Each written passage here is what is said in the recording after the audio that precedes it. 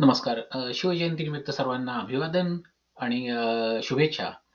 97 कोळीचा उद्देशच हा आहे, की जसं छत्रपतींनी स्वराज्य निर्माण केलं, सर्वांना न्याय, स्वातंत्र्य, समता प्रस्थापित केलं, तसंच त्याचा ध्यास असलेले लोकं आपल्याकडे अ, निर्माण व्हायला हवेत भारतात. त्यातून आपल्याकडे समृद्धी यायला हवी.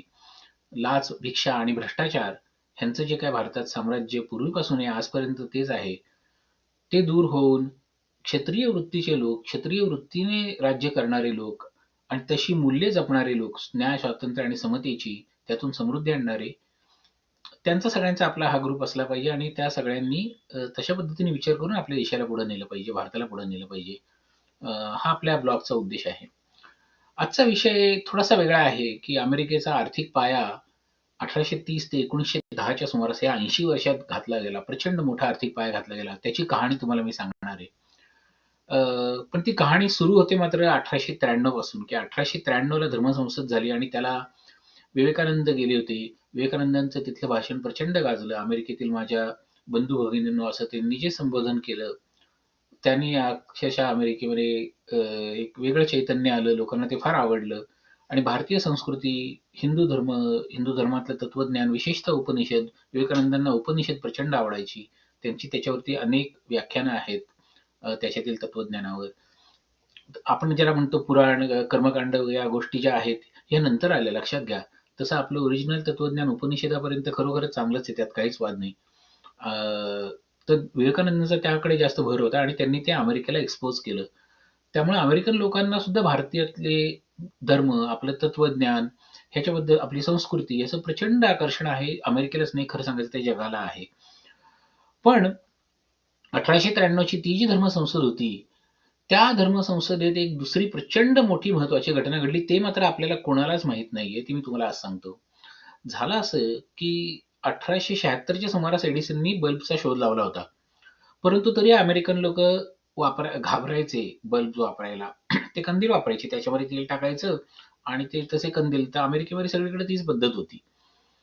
जरी बल्बचा शोध लावला होता तरीसुद्धा. या धर्मसंसदेमध्ये त्यांनी मोठ्या प्रमाणावरती अ, वीज वापरली आणि विजेचे बल्ब वापरले. तब्बल 1,00,000 बल्ब्स त्यांनी लावले त्या सगळ्या फेअरमध्ये आणि ही धर्मसंसद केवळ धर्मसंसद नव्हती. कोलंबसला अमेरिकेत येऊन 400 वर्ष पूर्ण झाली. 1492 ला तो पहिल्यांदा आला होता. त्यापासून 400 वर्ष झाली म्हणून ती एक फेअर होती. कोलंबस फेअर असं काहीतरी त्याचं नाव होतं आणि हा धर्मसंसद त्याचा एक केवळ छोटा भाग होता. तर त्या फेअरमध्ये एकूण शिकागोमध्ये तब्बल त्या काळामध्ये 2-2.5 कोटी लोकांनी त्या फेअरमध्ये भाग घेतला आणि त्याच्यामध्ये यांनी तो एक त्यांनी काही लोकांनी त्याचं एक निमित्त साधलं आणि त्यांनी म्हणले, "चला आपण this will be a good opportunity to demonstrate की वीज ही सेफ आहे, सुरक्षित आहे. त्याचे बल्ब तुम्ही वापरू शकता." आणि मग तिकडे त्यांनी ते 1,00,000 दिवे लावले, तर दिवस-रात्र सगळीकडे झगमगाट आणि त्यामुळे ती प्रचंड यशस्वी झाली फेअर. अ, असं त्या आणि मग त्याच्यानंतर पुढे अमेरिकेने वीज वापरायला सुरुवात केली. केवळ घरातच नाही, तर म्हणजे इंडस्ट्रीमध्ये मग त्यातून वीज उद्योगांचे अ, वीजकरण झालं आणि त्याच्यात मग सगळी जी मशिनरी असायची, की जी हातावर चालायची, गॅसवर चालायची, ती मग विजेवर चालू लागली. अशी प्रचंड एक क्रांती अमेरिकेत 1893 नंतर विजेमुळे आली आणि ही वीज बाय द वे टेस्लाची होती, की टेस्लानी एसी करंटचा शोध लावला आणि मग त्यांनी ते तिकडे विकली. तर एक मला हे सांगायचं आहे, की अमेरिकेमध्ये आणि हे तर 1893 ला पण त्याची ह्या सगळ्या क्रांतीची सुरुवात 1830 साली झाली. 1830 ते 1910 मध्ये. तर काय-काय घडलंय तुम्हाला एक सांगतो. तर 1830 मध्ये साधारणतः व्हॅन्डरबिल्ट नावाचा एक माणूस होता. त्याने अमेरिकेमध्ये सर्वत्र रेल्वेचं जाळं विणायला सुरुवात केली. हा एक डच माणूस होता, न्यूयॉर्कमध्ये राहायचा आणि त्याचा ऑलरेडी तो यशस्वी झाला होता. अ, डच लोकं हे खूप दर्यावर्दी आहेत. तर त्यांनी तसे न्यूयॉर्कमध्ये सगळी जी बेटं आहेत, त्या बेटांमध्ये गलबतं त्याची होती आणि ते सगळी माल इकडनं-तिकडं आणि खूप एफिशियंटली त्यांनी ते जबरदस्त त्यांनी तिथे आपला जम बसवला होता. तसा सामान्य घरातनं आला होता. पण त्यामुळे त्याला ते ट्रान्सपोर्टेशन व्यवसायामध्ये त्याचा इतका जम बसला आणि तो इतका त्या प्रचंड श्रीमंत झाला, की मग पुढे जसं रेल्वेचं युग आलं अमेरिकेमध्ये, मग त्यांनी विचार केला, की चला आपण अख्ख्या अमेरिकेला जोडूयात एंड टू एंड. जितके जमेल तिकडे रेल्वेचे ट्रॅक्स त्यांनी टाकले, अख्ख्या अमेरिकाभर. आणि अतिशय प्रचंड यशस्वी उद्योगपती. त्याच्याच घराण्यातला ऑलमोस्ट 5व्या पिढीतला कदाचित असेल. एक अँडरसन कूपर म्हणून CNN वरती तुम्ही बघत असाल. अ, एक वार्ताहर आहे. तो व्हॅन्डरबिल्ट फॅमिलीतलाच आहे. त्याची आई ग्लोरिया व्हॅन्डरबिल्ट. त्याच्या आईनी जीन्स तुम्ही कदाचित जर घातली असेल, जर स्त्रिया जर कोणी ऐकत असतील, ग्लोरिया व्हॅन्डरबिल्टची जीन्स फेमस आहे. तर ती आता मध्यंतरी वारली. तर त्या घराण्यातले हे लोक, तर त्यांचा हा मूळ पुरुष कॉर्नेलियस व्हॅन्डरबिल्ट त्याचं नाव. तर त्यांनी हे सगळं अमेरिकेमध्ये जाळं विणलं आणि त्यामुळे मग काय झालं, की अमेरिकेमध्ये एका टोकाहून दुसऱ्या टोकाकडे जाण्याचा वेळ, की जो पूर्वी अक्षरशः 2 आणि 3 महिने लागायचा, तो मग अक्षरशः 3 दिवसांवर आला. 3 दिवस किंवा 4 किंवा 5 दिवस, त्याहून जास्त नाही. असं अमेरिका मग त्यामुळं एंड टू एंड काय म्हणायचं त्याला, बांधली गेली, की लोक पटकन जाऊ येऊ शकायला लागले. त्यानंतर अवघ्या 30 वर्षात रॉकफेलर नावाचा एक उद्योगपती आला. तोही असा सामान्य घरातला, ओहायो राज्यात जन्मलेला जर्मन प्रोटेस्टंट का बॅप्टिस्ट मला वाटतं धर्माचा, आणि अनाथ, की वडील सोडून गेले होते. पण त्यांनी ऑइल क्रांती बघितली, की ओहायोमध्ये पहिल्यांदा ऑइल सापडलं अमेरिकेमध्ये. आणि मग त्याच्या लक्षात आलं, की हे ऑइल चांगलं आहे, हे जळतं. मग ह्याचा आपल्याला घरामध्ये लोकांना दिव्यासाठी म्हणून उपयोग होऊ शकतो. मग त्यांनी त्याच्यामध्ये खूप संशोधन केलं. त्यांनी संशोधक हाताशी धरले. तर त्याने ऑइल विकायचा व्यवसाय सुरू केला आणि मग त्याच्यातच त्याने संशोधन पण सुरू केलं, की हे कसं अजून उपयुक्त होईल. आणि मग त्याच्यातून त्यांनी रिफायनिंगचा आयडिया काढली, की ते रिफाईन केलं तर अजून चांगलं वापरता येतं. मग केरोसिन रिफायनिंग, की विशिष्ट तापमानाला ते जर गरम केलं ऑइल, तर ते विशिष्ट तापमानाला त्याचे वेगवेगळे घटक दूर होतात आणि त्यातले काही घटक जास्त उपयोग असतात, काही कमी उपयोगी असतात, हे त्याच्या लक्षात आलं. अशी रिफायनिंगची प्रोसेस त्यांनी शोधून काढली. इतकंच नाही, तर त्यांनी मग रिफायनिंगचे व्यवसाय सुरू केले, की रिफाईन करायचं आणि विकायचं. मग पुढे सगळ्या रिफायनरीज त्यांनी विकत घेतल्या. एंड टू एंड डिस्ट्रिब्युशन विकत घेतलं, की अगदी कस्टमरपर्यंत ते ऑइल कसं पोहोचवायचं, आणि हे अख्ख्या अमेरिकाभर केलं अवघ्या 10-20 वर्षात. अवघ्या 10-20 वर्षात अमेरिकेमध्ये लॉस एंजेलिस पासून न्यूयॉर्क पर्यंत आणि सियाटल पासून फ्लोरिडा पर्यंत, म्हणजे अख्ख्या अमेरिकेत क्रिस क्रॉस त्याचं मोनोपॉली क्रिएट झाली. त्यांनी ती मोनोपॉली क्रिएट केली. आणि कशी क्रिएट केली, तर पुन्हा तेच मी तुम्हाला अमेरिकन उद्योगांचं एक रहस्य सांगतो, की त्यांचं यशाचं रहस्य काय असतं, की ते नेहमी नवीन-नवीन तंत्रज्ञान बघतात. नवीन-नवीन कशाचा जास्त उपयोग आहे, जास्तीत जास्त लोकांपर्यंत ते तंत्रज्ञान पोहोचवतात आणि जास्तीत जास्त एफिशियंटली, की कमीत कमी दरामध्ये आणि जास्तीत जास्त कंपनीला फायदा होईल आणि जास्तीत जास्त लोकांपर्यंत पोहोचेल, ही त्यांची नेहमी व्हिजन असते. आणि त्यामुळे तर त्यांनी ते रॉकफेलरनी ते केलं, की अमेरिकेच्या इतिहासात तो पहिला उद्योगपती झाला, की ज्यांनी व्यवसाय नुसता लोकली नाही केला. त्याने अमेरिकाभर त्याचा व्यवसाय नेला आणि एंड टू एंड, की वस्तू तयार करण्यापासून वस्तू ती लोकांच्या हातात पोहोचेपर्यंत ती जी एक साखळी असते उद्योगांची, की ते डिस्ट्रिब्युशन पण त्याचंच. त्या रेल्वेच्या लोकांनी त्याला अडथळा केला, तर त्यांनी मग पाईप लावली, पाईप टाकले.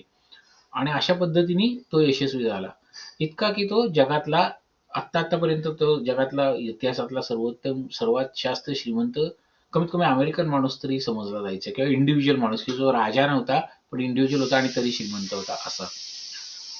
मग त्याच्यानंतर काय झालं, की पुढच्या एक 10 वर्षातच जसजसं रॉकफेलरनी अमेरिकाभर ऑइल पसरवलं आणि मग त्या ऑइलमुळे अजून एक वेगळी क्रांती झाली, की अमेरिकेमध्ये मग रात्री पण सगळीकडे सगळ्यांच्याकडे दिवे असायचे रस्त्यावरती, ऑइलचे दिवे. पण मग त्याच्यामुळे एक वेगळी अमेरिकेला चालना मिळाली. त्याच्यानंतर कार्नेगी आला. कार्नेगी हा पुन्हा तेच, की ओहायो, पिट्सबर्ग या भागातला होता. आणि त्यांनी काय केलं, की त्यांनी एक स्टील आणि लोखंड ह्याच्यामध्ये त्यांनी त्याचं लक्ष गेलं, की त्याला एकदा कोणीतरी एक ब्रिज बांधणाऱ्या सांगितला होता, की तो सुरुवातीला असाच याच्याबरोबर काम करायचा, रॉकफेलर, व्हॅन्डरबिल्ट यांच्याबरोबर काम करायचा. त्यांना काय लागेल ते पुरवायचा. एस्पेशली तो रेल्वेशी रिलेटेड होता तो. पण एकदा काय झालं, की त्याच्या मालकाने त्याला ब्रिज बांधायला सांगितलं, की मिसिसिपी रिव्हरवरती ब्रिज बांध. 1 मैल रुंद ती नदी आहे. आणि ते इतकं मोठं पात्र आहे, की त्याच्यावरती ब्रिज बांधणं तसंही सोपं नव्हतं. पण रिक्वायरमेंट अशी होती, की नुसता ब्रिज नाही बांधायचा, तर असा इतका मोठा ब्रिज बांधायचा, की वरती त्याच्या ट्रॅफिक असेल आणि त्याच्या पोटातून रेल्वे गेली पाहिजे. त्या ब्रिजच्या पोटातून रेल्वे पण गेली पाहिजे एकाच ब्रिजवरनं. तर मग ट्रेडिशनल पद्धतीचं जे काही ब्रिजचं असतं तंत्रज्ञान, लाकूड असेल, दगड असतील, त्याच्यामध्ये ते त्याच्या लक्षात आलं की हे काही शक्य नाही, बांधलं की पडतंय. मग त्यांनी विचार केला की चला आपण याच्यामध्ये ना स्टील वापरून बघूयात, की स्टील वापरून काय होतंय. आणि त्यांनी तो प्रयोग यशस्वी केला. तो अमेरिकेतला सगळ्यात पहिला स्टीलचा ब्रिज मिसिसिपी रिव्हरवरती त्यांनी बांधलेला. आणि मग तरी लोक घाबरत होते त्याच्यावरनं चालायला जायला. मग त्यांनी काय केलं, एक हत्तीची परेड काढली त्या ब्रिजवरनं. आणि तो हत्ती ज्यावेळी त्याच्यावरनं चालत गेला, त्यावेळी मग लोकांना वाटलं, दिस इज गुड, हे सेफ आहे. आणि अशा पद्धतीने अमेरिकेत मग स्टीलचं युग आलं. इतकं की तेव्हापासून 1870 पासून पुढे मग अमेरिकेत सगळीकडे स्टीलच्या इमारती उभ्या राहायला लागल्या. का? कारण स्टीलमुळे खूप उंच उंच इमारती बांधता येतात आणि मग एस्पेशली न्यूयॉर्कमध्ये अतिशय उंच इमारती बांधल्या गेल्या. तर रॉकफेलर असेल, कार्नेगी असेल, व्हॅन्डरबिल्ट असेल, पुन्हा तेच या सगळ्यांची कामाची पद्धत अशी होती की एखाद्या क्षेत्रात जायचं आणि ते क्षेत्र पूर्ण काबीज करायचं. थोडं सुद्धा 10% 20% सुद्धा प्रतिस्पर्धेसाठी ठेवायचं नाही. आणि ते क्षेत्र काबीज कसं करायचं? तर तुमचं एक कटथ्रोट तर बिझनेस करायचेच, परंतु एफिशियन्सी, की तिथे इतकी एफिशियन्सी आणायची, इतकं नवीन काहीतरी तंत्रज्ञान शोधून काढायचं आणि एफिशियन्सी आणायची, की त्याद्वारे ते पूर्ण क्षेत्र आपलं झालं पाहिजे आणि त्याचा मग फायदा संपूर्ण जनतेपर्यंत पोहोचला पाहिजे आणि जास्तीत जास्त पैसा आपल्याकडे आला पाहिजे. तर अशा पद्धतीने अमेरिकन लोकांचं हे जरा तुम्ही खरोखरच समजून घ्या असं मला वाटतं, की ही जी मानसिकता आहे, की करायचं तर इतकं नेटाने करायचं, की संपूर्ण जग काबीज करायचं. थोडं-थोडकं नाही. आणि हे अमेरिकन लोकांची मानसिकता आज पण आहे, की Facebook असेल, नाहीतर Twitter असेल, नाहीतर अजून Microsoftचं कुठलंही सॉफ्टवेअर असेल, आता हॉलिवूड मूव्हीज असतील. तुम्ही जर नीट बघितलं तर अमेरिकन माणसांची कामाची पद्धतच अशी असते, की त्यांना संपूर्ण जग काबीज करायचं असतं. त्यांना संपूर्ण जगापर्यंत त्या वस्तू न्यायच्या असतात. आणि हे मी का सांगतोय? कारण भारतामध्ये 1.4 अब्ज लोक आहेत. 1.4 अब्ज आपल्याकडे सगळ्या लोकांना सगळ्या वस्तू का मिळत नाहीत? की आपले उद्योग असा का विचार करत नाहीत, की आम्ही आमची वस्तू सगळ्यांना विकू. आम्ही इतकी स्वस्त करू, त्याच्यामध्ये प्रोसेस म्हणजे आम्ही इतकं काहीतरी संशोधन करू, नवीन तंत्रज्ञान आणू आणि ती वस्तू सगळ्यांना विकू. मग ती चप्पल असेल, नाहीतर अगदी तुमच्या घरातला टीव्ही असेल, नाहीतर इव्हन घरं, की आपल्याकडे इतकी माणसं आहेत, इतकं मनुष्यबळ आहे. परंतु आपल्याकडे तसे उद्योगपती नाहीयेत, की जे संशोधन करतील आणि अ, वस्तू उत्पादनाची किंमत कमी, कमी, कमी करून ती सगळ्यांना विकतील. मी तुम्हाला सांगितलं नाही 2004 साली अ, अमेरिकेमध्ये फ्लॅट स्क्रीन टेलिव्हिजन आले. तर त्यावेळी माझा त्या काळात जो कोणी एक बॉस होता, त्यांनी मला सांगितलं, "हो पराग, मी माझ्या घरात टीव्ही घेतला." म्हणे, "कितीला घेतला?" म्हणे, $3,000. तर $3,000 was even then it was a substantial number. आज पण $3,000 जर तुम्ही टीव्हीला दिला तर that's a substantial number, almost ₹3,00,000 हो का नाही? पण ते टीव्हीची किंमत विदिन 1 इयर $3,000 वरनं तोच टीव्ही अमेरिकेत मग 1,500 ला आला. मग पुढच्या 1-2 वर्षात तो सेम टीव्ही कधीतरी 750 ला आला. मी 750 ला घेतला. 2000 कधीतरी 6 का 8 साली. आणि त्याच्यानंतर पुन्हा तोच टीव्ही नंतर आता आता आजकाल तुम्ही जर बाहेर गेला गेला एक्झॅक्टली सेम टीव्ही किंवा इव्हन बेटर आता अमेरिकेमध्ये तो $200-300 ला मिळतो. तोच. तर हे जे काही हा सगळा जो काही एक प्रवास आहे अमेरिकेमध्ये, की वस्तूंची किंमत उद्योगपती काय करतात संशोधन आणि कंटिन्युअस त्याच्यात एफिशियन्सी आणत जातात आणि अशा पद्धतीने ते आपल्या लोकांचं आयुष्यमान सुधारतात. ह्याच्यात तेही पैसे कमवतात, प्रचंड पैसे कमवतात. तर त्याबद्दल मी आता बोलतो, की कार्नेगीने काय केलं मग, की त्याची स्टीलची मोनोपोली जायची. व्हॅन्डरबिल्टची रेल्वेची मोनोपोली होती. रॉकफेलरनी ऑइलमध्ये मोनोपोली केली, की सगळं अमेरिकेत 90% ऑइल रॉकफेलरचं ऑइल. तसं कार्नेगीचं स्टीलमध्ये झालं, की अमेरिकेत स्टील जर कोणाचं असेल तर कार्नेगीचं. सगळ्यात जास्त स्वस्त आणि सगळ्यात चांगल्या क्वालिटीचं. तर अमेरिकेत झपाझप बिल्डिंगा बांधल्या गेल्या. शिकागो पासून, न्यूयॉर्क पासून, पिट्सबर्ग पासून सगळीकडे अमेरिकेमध्ये मोठमोठ्या 50, 70, 80 मजली बिल्डिंगा बांधल्या गेल्या आणि त्या सगळ्या त्याच्यामध्ये स्टील वापरलं गेलं. ती एक क्रांती झाली मग अमेरिकेत. स्टीलचं युग आलं. त्यानंतर 1880 मध्ये जे.पी. मॉर्गन नावाचा एका माणूस त्यांनी बँकांचं युग आणलं. की मग आता हे सगळे जे उद्योग आहेत, नवीन-नवीन उद्योग असतात, त्यांना पैसा लागतो. उद्योग वाढतोय एखादा आणि मग ते वाढणाऱ्या उद्योगाला पैसा पुरवणं, की नेमकं असं ओळखायचं की कुठला उद्योग यशस्वी होणार आहे आणि त्याच्यात पैसे लावायचे किंवा कुठला उद्योग आजारी आहे आणि त्याला या कंपनीने विकत घ्यायचं, 2 कंपन्या एकत्र करायच्या आणि मग एकूणच ते मोठा प्रॉफिटेबल आणि मोठा बिझनेस करायचा. हे एक त्याला मर्जर्स अँड ॲक्विजिशन्स म्हणतात. हे जे.पी. मॉर्गन नावाच्या माणसाने शोधून काढलं अशा पद्धतीची कामाची पद्धत. तर त्यांनी सगळ्यात पहिल्यांदा काय केलं होतं जे.पी. मॉर्गननी? त्यांनी एडिसनवर पैसे लावले. एडिसनचा लाईट बल्ब जो होता, तो त्याला इतका आवडला, की त्याने विचार केला, चला ह्याची आपण बिझनेस करूया आणि या माणसाच्या मागे पैसा देऊ आणि ह्याच्यातनं काहीतरी बिझनेस करू. मग त्या माणसाने जे.पी. मॉर्गननी, तो न्यूयॉर्कमध्ये राहायचा, मोठा बँकर होता. त्याच्या अख्ख्या फॅमिलीचा बँकिंगचाच बिझनेस होता. त्यांनी एडिसनला सांगितलं, की माझ्या घरात तू लाव सगळे दिवे. तर जगातला तो जे.पी. मॉर्गन पहिला माणूस झाला, की ज्याच्या घरामध्ये सगळे दिवे लावले आणि सगळे मोठमोठे श्रीमंत लोकं त्यांनी तिथे बोलावले होते. त्या सगळ्यांनी ते बघितलं. इमिडिएटली एडिसनला पुढची ऑर्डर मिळाली व्हॅन्डरबिल्टची. व्हॅन्डरबिल्ट न्यूयॉर्कमध्येच राहायचा. व्हॅन्डरबिल्टने त्याला सांगितलं, की माझ्याही घरात हे असं इलेक्ट्रिफिकेशन सगळं करून दे. तर एडिसन मग त्याच्यानंतर जी इलेक्ट्रिक, की एडिसनचीच कंपनी पुढे ती फारशी प्रॉफिटेबल झाली नाही, कारण तो संशोधक होता. त्याला काही बिझनेसमधलं इतकं कळायचं नाही आणि त्याचं जे काही तंत्रज्ञान होतं ते डीसी करंटचं तंत्रज्ञान होतं. मग त्याच्याकडेच काम करणारा एक माणूस निकोला टेस्ला, त्यांनी एसी करंट शोधून काढला, पण एडिसननी त्याला हाकलून दिलं, की हे तुझं काय मला पटत नाही. आणि पुढे निकोला टेस्लाचा एसी करंट हा जगात सगळ्यात जास्त फेमस झाला. तीच पुढे शिकागोमध्ये धर्मसंसदेमध्ये त्यांनी ते 1893 साली ती वीजचे दिवे लावले आणि तेव्हापासून मग एसी करंट अमेरिकेत स्टँडर्ड झाला. डीसी करंट हा फक्त लाँग डिस्टन्स साठी वापरला जातो. पण एसी करंट हा नाही, लाँग डिस्टन्स नाही. डीसी करंट हा मला वाटतं रेल्वेसाठी वगैरे वापरला जातो. परंतु AC current is most standard almost everywhere. तर जे.पी. मॉर्गन चेसनी मग हे सगळं उद्योगांचं एकत्रीकरण आणि बँकांमध्ये क्रांती आणली. तर लक्षात घ्या, आपल्याकडे उद्योग कितीही जरी चांगले असले, तरी त्याला जर चांगल्या पद्धतीचा वित्तपुरवठा एफिशियंट आणि घोटाळे न करता, हे फार महत्वाचं आहे. भारतात बँका आहेत. ते पैसे पुरवतात, पण ते त्यांच्या मित्रांना पैसे पुरवतात. त्यांचे मित्र घोटाळे करतात. मग ते सगळा घोटाळा तो झापला जातो. मग आय-एस कारकून असतात, न्यायाधीश असतात, सगळे आळीमिळी, गुपचिळी, ही जी काय पद्धत आहे भारतात, म्हणून मग त्या कॅपिटलचं एफिशियंटली यूज होत नाही. म्हणून मग लोक संशोधन करत नाहीत आणि घोटाळे करूनच श्रीमंत होणं हा एक जो भारतातला भाग आहे. म्हणून मग आपल्याकडे संपत्तीचं निर्माण नाहीये. तर अमेरिकेत ह्या सगळ्या कुठल्याही गोष्टी झाल्या नाहीत. अमेरिकेमध्ये जरी मोनोपॉलीज होत्या, या लोकांनी रेल्वेचा शोध लावला, ऑइलचा शोध लावला, स्टीलचा शोध लावला. जे.पी. मॉर्गनने पुढे बँकांच्या द्वारे तेच केलं, की त्यांनी अतिशय एकत्रीकरण केलं. आणि मग हे सगळे जे युग आहे, एकत्रीकरणाचं युग, की एकाच माणसाच्या हातात सगळी शक्ती, एकाचेच सगळे चॅनल्स, एकाच्याच सगळ्या मिल्स, हे जरी अमेरिकेत झालं, मग त्याची पुढे रिॲक्शन आली आणि मग अमेरिकेमध्ये 1890 साली एक कायदा आला, की अशा पद्धतीने एकाच कंपनीनी सगळं मार्केट कॅप्चर करणं हे लोकांच्या हिताचं नाहीये आणि म्हणून मग त्याला अँटी ट्रस्ट लॉ म्हणतात, की अशा कंपन्या तोडल्या पाहिजेत. आणि मग 1890 ते 1910 पर्यंत अशा पद्धतीने अनेक कंपन्या तोडल्या गेल्या, इन्क्लुडिंग मग कार्नेगीची जी कंपनी होती ती जे.पी. मॉर्गनने विकत घेतली.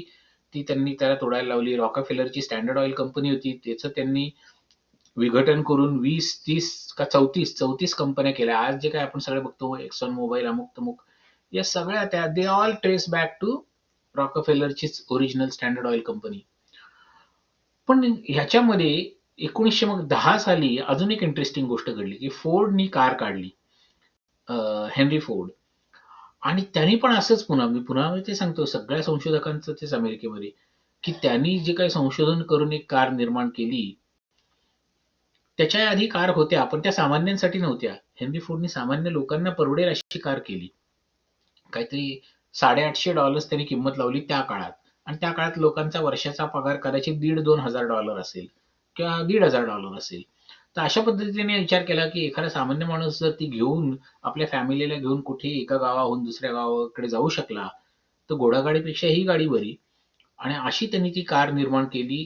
त्याच्या आधी कोणीही इतक्या स्वस्तात कार दिली नव्हती. त्यामुळे फोर्डची कारनी अमेरिकेत अजूनच प्रचंड क्रांती आली, की लोक वेड्यासारखे इकडून-तिकडे जायला लागले. सामानाची वाहतूक अजून चांगल्या पद्धतीने सुरू झाली.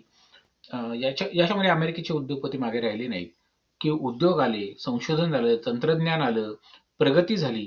पण विषमता प्रचंड वाढली. अमेरिकन जनता अक्षरशः हैराण झाली. तिथे मग अमेरिकन उद्योगपती आले आणि अमेरिकन उद्योगपतींनी अँटी ट्रस्टचे कायदे इम्प्लिमेंट केले आणि उद्योगांचं विघटन केलं आणि त्यातून अमेरिका अजून जास्त मग श्रीमंत झाली आणि प्रगती तळागाळापर्यंत पसरली. सामान्यांना गोष्टी खरेदी करता येऊ लागल्या. 1930 नंतर त्याला अजूनच मोठा वेग मिळाला. एफडीआर म्हणजे फेडरिक डेलानो रुझवेल्ट नावाचा एक राष्ट्राध्यक्ष आला आणि त्याने अमेरिकेचा अजूनच मोठा पाया घातला. ते कसं, त्याबद्दल आपण पुन्हा वेगळ्या पद्धतीने बघूयात. परंतु सांगायचा मुद्दा असा, की अमेरिकेतले जे राज्यकर्ते आहेत, ते व्यापाऱ्यांना शरण गेले नाहीत. अमेरिकेतले जे राज्यकर्ते आहेत, त्यांनी कारकुनशाही आपल्या ताब्यात ठेवली आणि त्यांनी सर्व जनतेचा फायदा बघितला आणि उद्योगपतींनी मग त्याला प्रतिसाद दिला. त्यांच्या लक्षात आलं, की ज्यावेळी राज्यकर्ते नीट वागतात, त्या उद्योगपतीला उद्योग करायचा आहे, त्याला फालतू गोष्टींमध्ये डोकं घालून उपयोग नाही. उद्योगपतींनी काय करावं? रॉकफेलर आणि कार्नेगी या लोकांनी अमेरिकेत प्रचंड दानधर्म केला आणि नुसता दानधर्म नाही केला. लक्षात घ्या, जो माणूस उद्योगपती आहे, तो अतिशय मेथॉडिकली काम करतो आणि तो अतिशय कुठे व्हॅल्यू आहे आणि कुठे कशाचा उपयोग आहे ह्याचा विचार त्याच्या डोक्यात सतत असतो, सकाळ, दुपार, संध्याकाळ. भ्रष्ट घोटाळेबाज लोक सोडून द्या, पण 90% उद्योगपती, इव्हन भारतामध्ये जे 90% उद्योगपती हे चांगलेच असतात, की ते कष्टाळू माणसं असतात, कर्मयोगी असतात. नवीन नवीन कल्पनांचा ध्यास त्यांच्या डोक्यात असतो. अँड्रू कार्नेगी आणि रॉकफेलरनी दोन वेगवेगळ्या पद्धतीचे अमेरिकेत पाया पाया घातला वेगवेगळ्या मार्गांचा, की कशा पद्धतीने दानधर्म केला पाहिजे. अँड्रू कार्नेगीनी त्याची कंपनी विकली आणि 90 तो त्यावेळी ज्या क्षणी त्याने विकली तो जगातला सगळ्यात जास्त श्रीमंत माणूस बनला किंवा अमेरिकेतला. आणि त्यांनी पुढची 10 ते 12 वर्ष 90% संपत्ती दान धर्म केला. देऊन टाकली. त्याने आपल्या कुणाच्या बहिणीच्या मुलांसाठी नाही ठेवली. त्याला फक्त एकच मुलगी होती. पण त्यांनी बाकी इतर कोणाची आपल्या बहिणीची मुलं असतील, आपल्या अजून कोणाचा काका, चुलता, मामा यांचा वगैरे विचार न करता अमेरिकन समाजाला कशाने फायदा होईल तरी त्यांच्या डोक्यात आलं तर ज्ञान, समाजात ज्ञान वाढलं पाहिजे ही त्याची धारणा होती. म्हणून कार्नेगीने अमेरिकेत एक नाही, दोन नाही, 2,500 लायब्ररीज उभारल्या आणि त्या 2,500 लायब्ररीजमुळे खरोखरच अमेरिकन जनतेमध्ये अनेक चांगले विषय त्यांच्या मनात येऊ लागले. विज्ञानाला चालना मिळाली. अमेरिका पुरोगामी झालं, लिबरल झालं आणि आज आपण जे काही अमेरिका बघतोय त्याचा अक्षरशः त्याच्या पाया हा कार्नेगी हा त्याचा एक मोठा घटक आहे, की त्याच्यामुळे अमेरिका आज जे आहे ते आहे. रॉकफेलरनी वेगळी गोष्ट केली. रॉकफेलरनी काय केलं, की त्यांनी अनेक पद्धतीच्या रिसर्च इन्स्टिट्यूट्स काढल्या. त्यांनी विद्यापीठांशी कोलॅबरेट केलं. त्यांनी युनिव्हर्सिटी ऑफ शिकागो निर्माण केली आणि अनेक विद्यापीठांमध्ये त्यांनी संशोधनाला वाव दिला. कारण रॉकफेलरचं डोकं जास्त संशोधन ओरिएंटेड होतं. कारण ते सगळं मी तुम्हाला सांगितलं ना, की ऑइल रिफायनिंग वगैरे या गोष्टी त्यांनी शोधून काढल्या. त्याचा अमेरिकेवर इतका प्रचंड मोठा परिणाम झाला, की अमेरिका अक्षरशः महासत्ता झाला. रॉकफेलरनी त्याची संपत्ती तो जिवंत असतानाच ऑलमोस्ट निम्मी देऊन टाकली. पुढे तो मेल्यानंतर त्याच्या मुलाने सुद्धा एक नाही, दोन नाही, तब्बल $500 मिलियन. आता त्या काळातले 500 मिलियन म्हणजे आजचे साधारणतः 20-30 अब्ज डॉलर्स. त्याच्या मुलाने सुद्धा तसाच दानधर्म केला. इतकंच नाही, त्यांच्या पुढच्या पिढ्या ज्या आहेत त्यातले काही राजकारणात आले. त्यातला एक जॉन डी रॉकफेलर नावाचा माणूस आहे. त्याने अमेरिकेचा संपूर्ण फॉरेन पॉलिसीचा पाया घातला. इंटरनॅशनल इन्स्टिट्यूशन्स निर्माण केल्या. तर तुम्ही लक्षात घ्या, की अमेरिकेत मग उद्योगपती, राज्यकर्ते, कारकून वर्ग, अमेरिकेचं जे IS क्लास सारखा अमेरिकेचा जो आहे, ह्या सगळ्यांनी एकत्र येऊन ज्यावेळी कोणीही भ्रष्टाचार न करता खुलं वातावरण ठेवतात, स्पर्धा ठेवतं, ज्या देशात स्वातंत्र्य, समता आहे, न्याय आहे, त्या देशात मग तो अशा पद्धतीने मग महासत्ता बनतो. आणि भारतामध्ये माझ्या मते आपल्याकडे थोडंफार अजूनही आपल्याकडे लाच, भिक्षा आणि भ्रष्टाचाराचं साम्राज्य आहे. न्याय, स्वातंत्र्य, समता हाचा वारसा जो महाराष्ट्रात आहे, तो वारसा थोडासा मंद होत चाललाय आणि तो वारसा आपल्याला पेटवण्याची आग आपल्यात निर्माण व्हावी म्हणून मी आज आपल्याला ही कथा सांगितली, की अमेरिका आणि महाराष्ट्रामध्ये फारसा डिफरन्स नाहीये. अमेरिकेचा इतिहास 1830च्या आधी बघितला तर अमेरिका फार काय प्रचंड मोठं साम्राज्य नव्हतं. पण ते कशा पद्धतीने त्यांचा आर्थिक पाया घातला गेला, कसे राज्यकर्ते आणि उद्योगपती सुद्धा एकत्र आले आणि त्यांनी जिथे गरज आहे तिथे बदल केले, ते आपण बघण्यासारखं आहे. भारतामध्ये जे लाच, भिक्षा, भ्रष्टाचाराचं साम्राज्य आहे, त्यात बदल केल्याशिवाय भारत महासत्ता होणार नाही. हे आज मी तुम्हाला शिवजयंतीच्या निमित्ताने सांगतो. यापासून आपण काही प्रेरणा घ्यावी आणि सत्यानुकूळीचा आपल्या या गटामध्ये आपण आहात. आपण हा भाग बघता म्हणजे आपल्या मनात नक्की तसे विचार असतील. आय होप तुमच्या हातून काहीतरी मोठं काम व्हावं. ओके, चला मग पुढच्या वेळी बोलू.